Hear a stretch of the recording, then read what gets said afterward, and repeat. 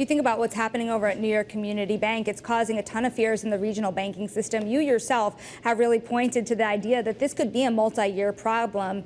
Paint a picture of how that plays out through 2024 and even 2025.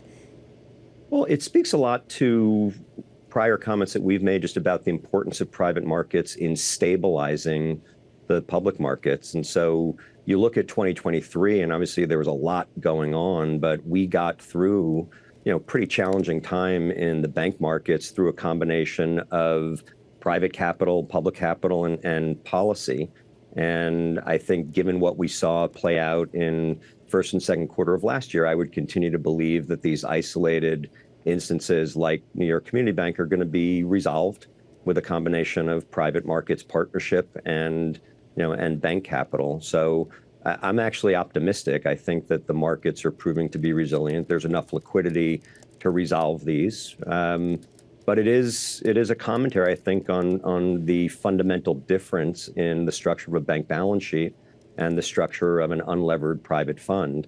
And when you go through this amount of rate hikes so rapidly, it exposes those weaknesses. So I actually think that this is going to help, advance the narrative of the importance of the private markets and partnering with banks and partnering with the liquid markets as we get through cycles. So, okay, New York Community Bank reported just yesterday will go to market. It's exploring loan sales and other ways to offload risk. Would you be in talks with them in a situation like this? Are you in talks? Well, I can't comment on that specifically, but I think, as you know, earlier last year, we executed on a major portfolio purchase from PacWest.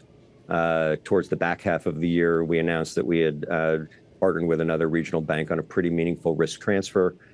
So, yeah, I think that given our capabilities in private credit, in alternative credit, and just given the amount of liquidity we have, I think that we are a natural partner for any bank that's looking to reposition its asset mix.